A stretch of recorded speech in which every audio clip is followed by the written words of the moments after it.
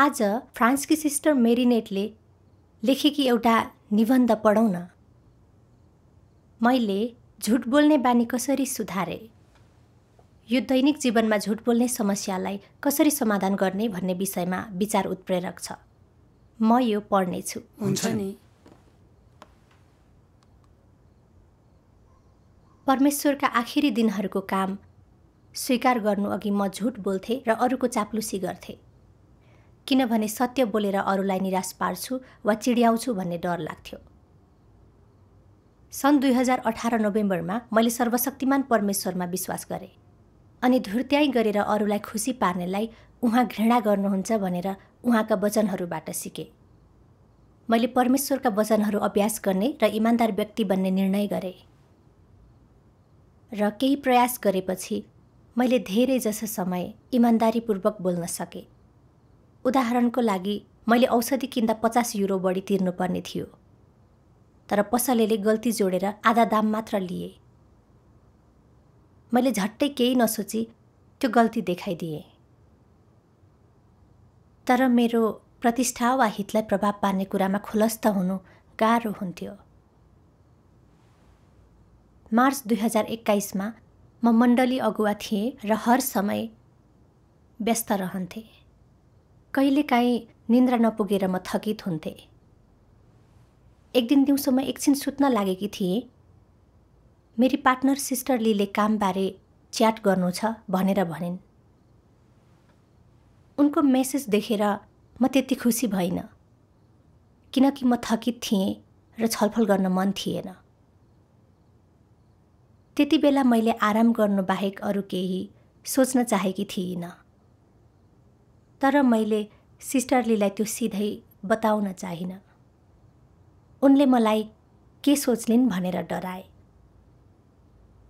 म अल्छे वा त्यस्तै छु, शारीरिक आरामलाई महत्त्व दिन्छु वा नराम्रो सोच्लिन् लाग्यो। त्यसैले आफ्नो छवि जोगाउन मैले उनलाई यसो भने, माफ गर्नुहोला, मेरो डाक्टरसित अपोइन्टमेन्ट छ, म भेट्न जानुपर्छ। केही नसोची मेरो मुखबाट झुट कुरा निस्किहाल्यो। यसले मलाई दोषी महसुस गरायो र मैले आराम गर्नै सकिनँ। हर पल नमज्जा लागिरह्यो। परमेश्वर इमान्दार मानिस मन पराउनुहुन्छ। मैले कसरी त्यत्तिकै झुट बोलेँ? तब म कसरी भरपर्दो हुन सक्छु र? हजुर, मलाई थाहा थियो आराम गर्न झुट बोल्नु सही होइन, परमेश्वरले मन पराउनु हुने छैन र मैले मण्डलीको कामलाई प्राथमिकता दिनुपर्छ। मैले तुरुन्तै सिस्टरलाई सम्पर्क गरेँ। उनले मलाई डाक्टर भेटेर फर्किसक्नु भएको हो कि सोधिन्। मैले उनलाई सत्य कुरा बताइनँ, तर उनको अघि नराम्रो नहुन र म धूर्त व्यक्ति भनेर उनलाई नलागोस् भनी झुट बोल्दै गएँ।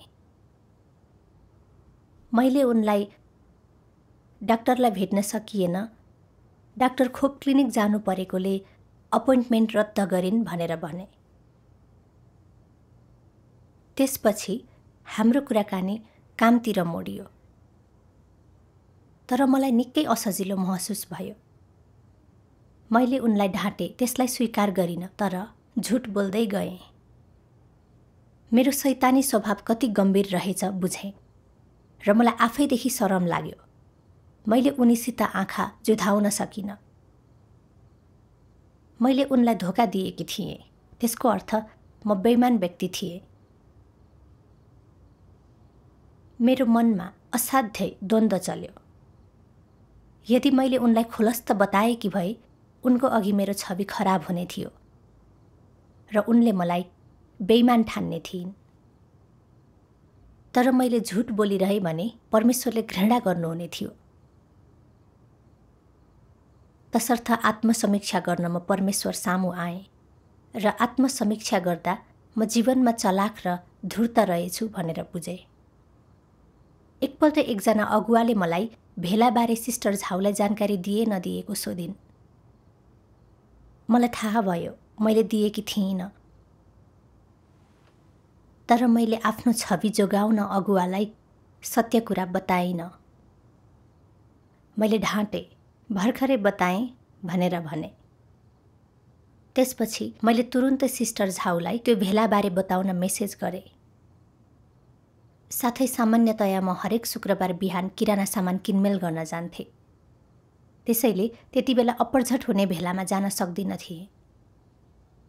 म सत्य बताउँदिन थिएँ, भान्साका सामान किनिराख्नुपर्ने थियो र किराना सामान किनमेल गर्नुपर्ने समय पनि त्यति बेलै पर्यो भनेर मैले अगुवालाई सिधै बताउँथेँ। म तिनलाई मेरो अर्को भेला थियो वा अपोइन्टमेन्ट थियो, त्यसैले जान सकिनँ भन्थे। मैले आफ्नो छवि जोगाउन र सधैँ म आफ्नो कर्तव्यमा व्यस्त छु भनेर अगुवालाई मनमा सोच्ने बनाउन धूर्त र छली हुँदै कुराहरू मोडिरहेकी थिएँ। म इमान्दारितामा परमेश्वरको मापदण्ड नजिक पुगेकी छैन भन्ने थाहा पाएँ। मैले प्रार्थना गरेँ, हे सर्वशक्तिमान परमेश्वर, मेरो झुट र छलको लागि मलाई पछुतो छ। म आफ्नो शारीरिक आरामको लागि झुट नबोली सक्दिनँ। म इमान्दार व्यक्ति पटक्कै होइन। हे परमेश्वर, मलाई मार्गदर्शन दिनुहोस् र सत्यता बुझ्न अनि यो भ्रष्टताबाट मुक्त हुन मद्दत गर्नुहोस्। आमेन। पछि मैले परमेश्वरका वचनहरूको यो खण्ड पढेँ। आफ्नो दैनिक जीवनमा मानिसहरूले व्यर्थ, असत्य, अज्ञानी, मूर्ख र बहानापूर्ण कुराहरू धेरै बोल्छन्। मूलत तिनीहरूले आफ्नै अहमको खातिर आफ्नै अभिमानलाई सन्तुष्ट पार्न यी कुराहरू भन्छन्। तिनीहरूले यी झुटहरू बोल्नु नै भ्रष्ट स्वभावको प्रकटीकरण हो। यो भ्रष्टतालाई समाधान गर्ने हो भने त्यसले तेरो हृदयलाई धुन्छ र त्यसरी तँलाई अझै शुद्ध र इमान्दार बनाउँछ। वास्तवमा सबैलाई आफूले किन झुट बोल्छु भन्ने थाहा हुन्छ। यो आफ्नो इज्जत बचाउनलाई हो। आफूलाई अरूसँग तुलना गर्ने क्रममा तिनीहरूले आफ्नो इज्जत र इमान बचाउन झुटो रूप धारण गर्छन् र ठ्याक्कै उल्टो रूपमा तिनीहरूले आफ्नो इज्जत, इमान र प्रतिष्ठा गुमाउँछन्।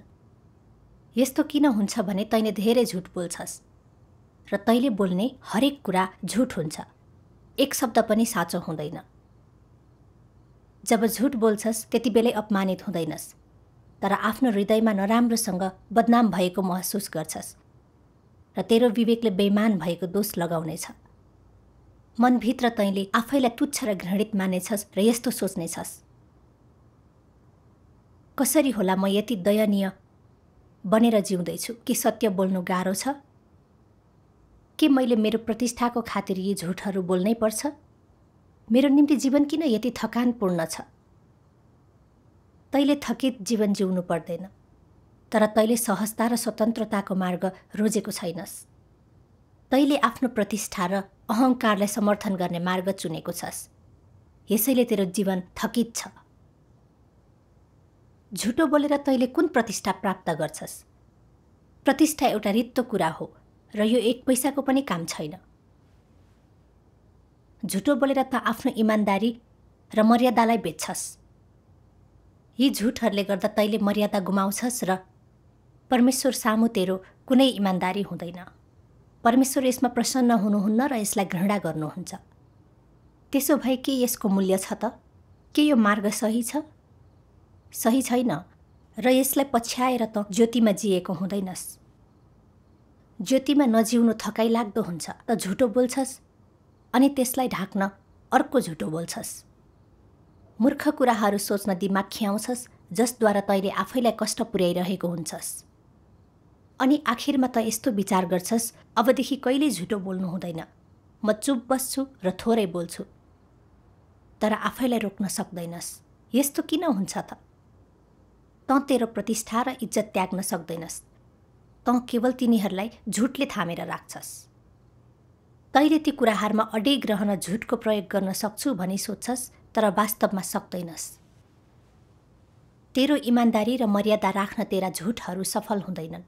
बरु अझ महत्त्वपूर्ण कुरा, तैँले सत्यको अभ्यास गुमाएको हुन्छस्। तैँले आफ्नो प्रतिष्ठा र इज्जत थाम्न सक्ने भए पनि तैँले सत्यता अभ्यास गर्ने र इमान्दार व्यक्ति बन्ने मौका गुमाएको हुन्छस्। यो सबैभन्दा ठुलो नोक्सानी हो। आमेन। आमेन। यसले म कस्तो छु बताइदियो। म धूर्त र छली छु भनेर मैले बुझेँ। मैले केवल आराम गर्न चाहँदा एकदमै सानो कुराबारे सत्य कुरा बताउन सकिनँ। एक झप्को सुत्नु पर्यो र त्यसपछि भेट्छु भनेर आफ्नी पार्टनरलाई सिधै भनिनँ, तर त्यसको सट्टा ढाँटे। अरू मानिसहरूको नजरमा आफ्नो इज्जत, हैसियत र आफ्नो छवि जोगाउने कुराले म अभिप्रेरित थिएँ। तर त्यस्तो व्यवहारलाई परमेश्वर घृणा गर्नुहुन्छ र मलाई दोषी महसुस भयो। परमेश्वरका वचनहरूले भन्छन्, जब झुट बोल्छस् त्यति बेलै अपमानित हुँदैनस्, तर तैँले आफ्नो हृदयमा नराम्रोसँग बदनाम भएको महसुस गर्छस् र तेरो विवेकले बेइमान भएको दोष लगाउनेछ। मनभित्र आफैलाई तुच्छ र घृणित मान्नेछस् र सोच्नेछस्,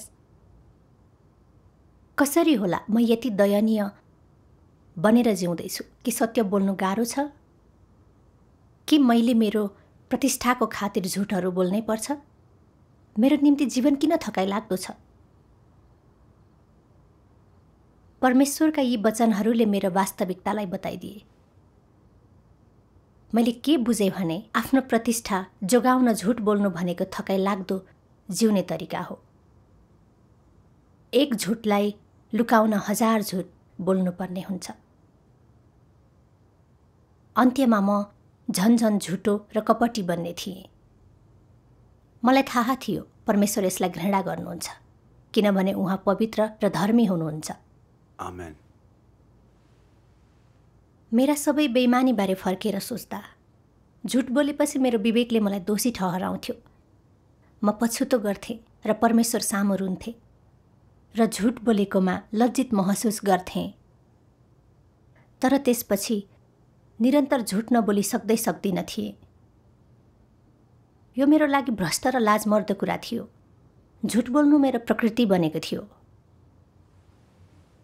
मैले प्रभु येशूले भन्नुभएको कुरा सम्झेँ, तर तिमीहरूको बोली वचन होलाई हो, होइनलाई होइन भन्ने होस्, किनकि यी भन्दा बढी जे छ त्यो दुष्टबाट आउँछ।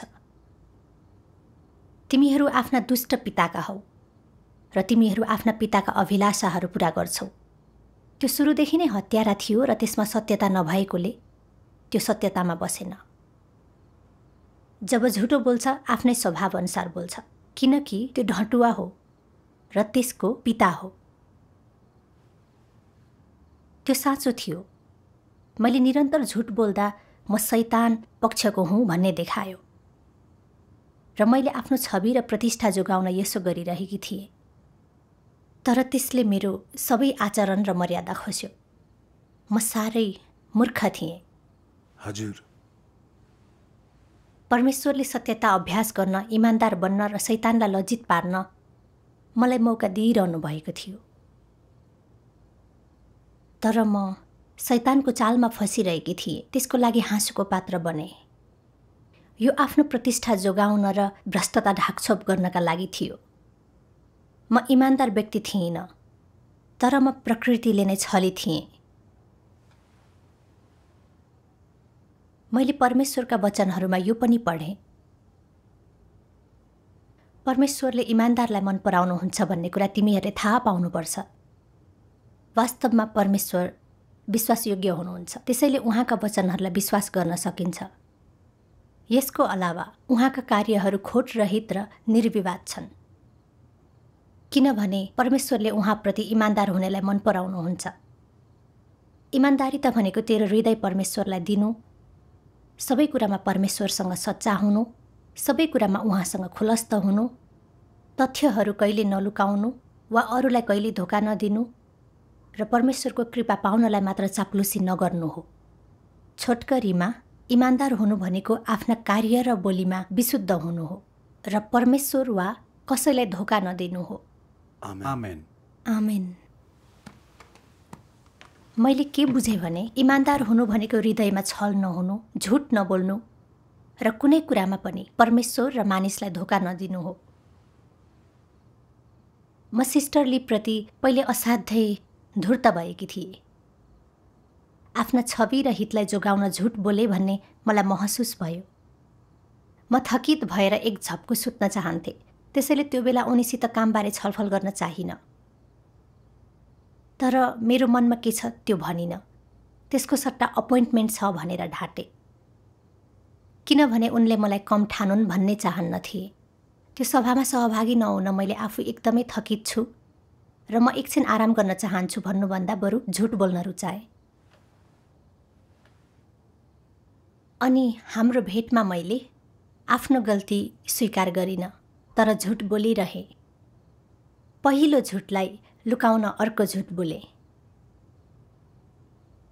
मेरो अगुवाले कामबारे सोद्धा आफूले गर्दै नगरेको कुरालाई पनि गरिसके भनेर ढाँट्थे।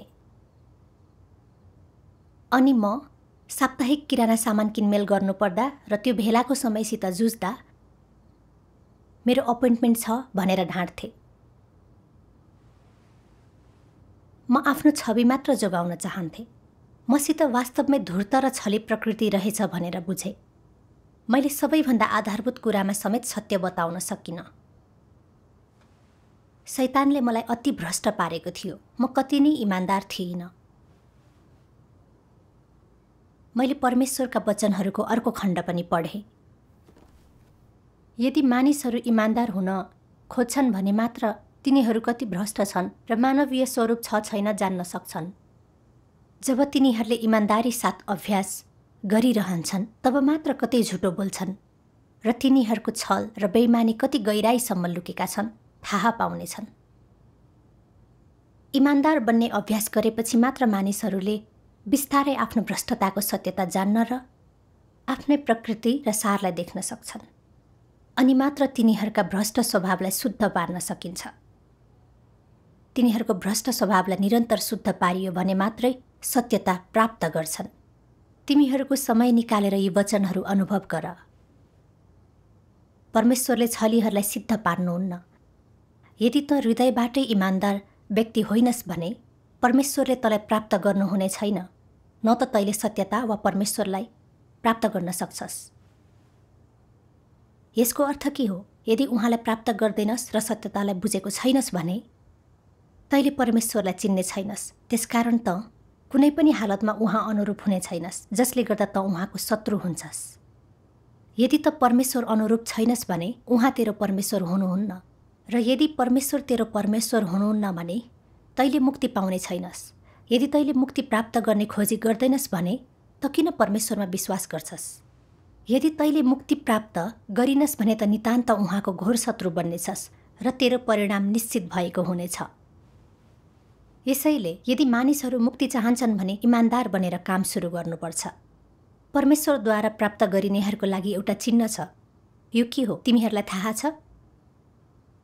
यसको बारेमा बाइबलमा प्रकाशको पुस्तकमा लेखिएको छ, तिनीहरूका मुखमा कुनै झुट पाइएन, तिनीहरू निष्खोट छन्। यहाँ तिनीहरू भनेका को हुन्? तिनीहरू परमेश्वरद्वारा मुक्ति दिइने, सिद्ध पारिने र प्राप्त गरिने व्यक्तिहरू हुन्। उहाँले यिनीहरूको वर्णन कसरी गर्नुहुन्छ? तिनीहरूका कार्यहरूका विशेषताहरू र अभिव्यक्तिहरू के हुन्? तिनीहरू निष्खोट छन्। तिनीहरू कुनै झुटो कुरा बोल्दैनन्। झुटो कुरा नबोल्नुको अर्थ के हो? सो सम्भवतः तिमीहरूले बुझ्न सक्छौ होला। यसको अर्थ इमान्दार हुनु हो। निष्खोटले केलाई जनाउँछ? यसले कुनै दुष्कर्म नगर्ने कार्यलाई जनाउँछ। अनि दुष्कर्म नगर्ने कार्य कुन जगमा आधारित हुन्छ? अवश्य नै परमेश्वरको डरमा आधारित हुन्छ। त्यसकारण कुनै खोट नहुनु भनेको परमेश्वरको डर मान्नु र दुष्टताबाट अलग बस्नु हो। कुनै खोट नभएको मानिसलाई परमेश्वरले कसरी परिभाषित गर्नुहुन्छ? परमेश्वरको नजरमा उहाँको डर मान्ने र दुष्टता त्याग्ने नै सिद्ध हुन्। तसर्थ निष्खोट मानिसहरू भनेका तिनै व्यक्तिहरू हुन् र सिद्ध व्यक्तिहरू मात्र निष्खोट हुन्छन्। यो पूर्ण रूपमा सही कुरा हो। आमेन। आमेन। आमेन। यसबारे सोच्दा म एकदमै भयभीत भए। परमेश्वर भन्नुहुन्छ, इमान्दार नबनी उहाँले तँलाई प्राप्त गर्नुहुने छैन, न त तैले सत्यता वा परमेश्वरलाई प्राप्त गर्न सक्छस्। यदि तैँले मुक्ति प्राप्त गरिनस् भने त सधैँ उहाँको शत्रु बन्नेछस् र तेरो परिणाम निश्चित हुनेछ। यो साँचो हो, परमेश्वरले छलीहरूलाई मुक्ति दिनुहुन्न। मैले पश्चाताप गरिनँ भने परमेश्वरले मलाई हटाउनु हुनेछ भन्ने थाहा थियो। परमेश्वरका वचनहरू मार्फत मैले आफूबारे साँचो बुझाइ प्राप्त गरेँ र झुट शैतानबाट आउँछ अनि मेरो हुर्काई र समाजको प्रभावले झुट बोलेकी रहेछु भन्ने थाहा भयो। मेरी आमाले मलाई सधैँ के भन्नुहुन्थ्यो भने कसैको कपाल वा कपडा जति नै नराम्रो देखिए पनि तिनीहरूको भावनामा चोट नपुर्याउन मैले त्यो राम्रो भन्नुपर्छ, नत्र मलाई खाँचो पर्दा मद्दत गर्ने कोही हुने छैन। त्यस प्रकारको शिक्षाले गर्दा मसित इमान्दार बन्ने साहस थिएन। मैले असल छवि कायम राखेँ ताकि मानिसहरूले मलाई मन पराउन् र म दयालु छु सोचुन्। तर वास्तवमा आखिर म झुटा र छली व्यक्ति भएँ। यसले मलाई अयुब 1:7 सम्झना गरायो। अनि यहोवाले शैतानलाई भन्नुभयो, त कहाँबाट आइस? तब शैतानले जवाफ दियो, पृथ्वीमा यताउता हिँडडुल र तलमाथि गर्दै आएँ। शैतानका शब्दहरू धूर्त र अप्रत्यक्ष थिए। त्यसले के भनिरहेको थियो भनेर स्पष्ट थिएन। झुट बोलेर के म शैतान जस्तै धूर्त भइरहेकी थिइनँ र? मसित शैतानी प्रकृति रहेको बुझ्दा म साह्रै लज्जित भएँ। म शैतानको नियन्त्रणमा थिएँ र शैतानी स्वभावबाट मुक्त थिइनँ। त्यसरी त म कसरी ख्रिस्टको अनुकूल हुन वा परमेश्वरको अनुमोदन पाउन सक्थेँ र? पश्चाताप गर्न म उहाँ सामु आएँ र क्षमा मागेँ। मलाई आफू र शैतानप्रति असाध्य घृणा लाग्यो र मैले दोषी महसुस गरेँ। परमेश्वरको स्वभाव धर्मी छ र म झुट बोलेर उहाँलाई चिढ्याइरहन सक्दिनँ। आमेन। मैले चिन्तन गरेको अर्को खण्ड यो हो, परमेश्वरद्वारा प्राप्त गरिनेहरूको लागि एउटा चिन्ह छ। के यो तिमीहरूलाई थाहा छ? यसको बारेमा बाइबलमा प्रकाशको पुस्तकमा लेखिएको छ। तिनीहरूको मुखमा कुनै झुट पाइएन। तिनीहरू सबै निष्खोर छन्। यहाँ तिनीहरू भनेका को हुन्? तिनीहरू परमेश्वरद्वारा सिद्ध र प्राप्त गरिएका मुक्ति पाएकाहरू हुन्। परमेश्वरले इमान्दार व्यक्तिलाई मूल्यवान ठान्नुहुन्छ र बेइमानहरू उहाँको राज्यमा प्रवेश गर्ने छैनन्। म साँच्चै झुट बोल्नु छोड्न र दोषरहित हुन चाहन्थे, तर म यो आफैले गर्न सक्दिन थिएँ। आफूलाई शैतानको पासोदेखि जोगाउन मैले परमेश्वरको मद्दत खोज्नु पर्थ्यो। आमेन। साँचो बोल्दा कहिलेकाहीँ अप्ठ्यारो हुन सक्छ, तर म झुट बोल्न छोड्न चाहन्थेँ। त्यसपछि मैले पुनः इमान्दार व्यक्ति बन्ने सम्बन्धी सिद्धान्तहरू पढेँ। 1. इमान्दार बन्ने अभ्यास गर्दै परमेश्वरमा भरोसा गर्नुपर्छ। उहाँलाई हृदय सुम्पी उहाँको जाँच स्वीकार्नुपर्छ। त्यसरी मात्रै आफ्ना छललाई त्याग्न सकिन्छ। 2. सत्यतालाई स्वीकारी आफ्नो बोली वचन र कार्यलाई मनन गर्नु आवश्यक छ। तैले प्रकट गर्ने भ्रष्टताको उत्पत्ति र सारलाई विश्लेषण गर्नुपर्छ र आफूलाई चिन्नुपर्छ। 3. व्यक्तिले के कस्ता मामलामा छली कुराहरू गर्छ भनी अनुसन्धान गर्नु आवश्यक छ। आफ्नो साँचो रूपलाई विश्लेषण गरी माफी मागेर गल्ती सुधार्न सक्नुपर्छ। मैले सिस्टर लीसित माफी माग्नुपर्ने थियो। म एकदमै छली थिएँ। मैले उनीसित 2 पटक झुट बोलेँ। मैले निर्णय गरेँ आफ्नो भ्रष्टता र मनसायहरूबारे मैले उनलाई खुलस्त बताउनुपर्छ। मैले ती लुकाउनु हुँदैन। जेसुकै होस्, मैले सत्य कुरा बताएर इमान्दार व्यक्ति बन्नु पर्थ्यो। धेरै पटकको प्रार्थनापछि सिस्टर लीलाई मन खोलेर सबै कुरा बताउने साहस बटुले। मैले उनलाई कसरी धोका दिएकी थिएँ र परमेश्वर सामु पश्चाताप गरेँ भनेर सबै बेली विस्तार सुनाएँ। मैले आफ्ना झुटहरू ढाकछोप गर्न छोडेँ, किनभने परमेश्वरले मलाई हेरिरहनु भएको छ। मैले सबै कुरा बताउनुपर्छ भन्ने थाहा थियो। बताइसकेपछि मलाई गह्रौँ भारी बिसाए जस्तो भयो र धेरै हलुको महसुस भयो। धन्यवाद परमेश्वर। त्यसपछि म प्रार्थनाद्वारा परमेश्वर सामु आउन थालेँ। उहाँलाई मेरो हृदय जाँच्न बिन्ती गरेँ। म भित्र कुनै प्रकारको धूर्त अभिप्राय पलाउँदा वा म बेइमान वा छली हुँदा मलाई ताडना दिन उहाँलाई पुकार गरेँ। मलाई थाहा थियो झुट बोल्ने समस्या तुरुन्तै जाँदैन र म जीवनमा कहिले इमान्दार व्यक्ति भएकी छैन। म इमान्दार व्यक्ति हुने प्रयास गरिरहन चाहन्थे। परमेश्वर इमान्दार व्यक्तिलाई आशिष दिनुहुन्छ र इमान्दार मानिसहरूले मात्र मुक्ति पाउन सक्छन्। आमेन आमेन। त्यसपछि मेरो मनमा धूर्त सोचाइ आएको महसुस हुनासाथ परमेश्वर सामु आउँथे र प्रार्थना गर्थे। हे परमेश्वर, म समस्यामा परेकी छु र झुट नबोली यसबाट पार पाउन सक्दिनँ जस्तो लाग्छ। कृपया सत्यता बुझ्न अन्तर्दृष्टि अनि देह सुख त्याग्न शक्ति दिनुहोस्।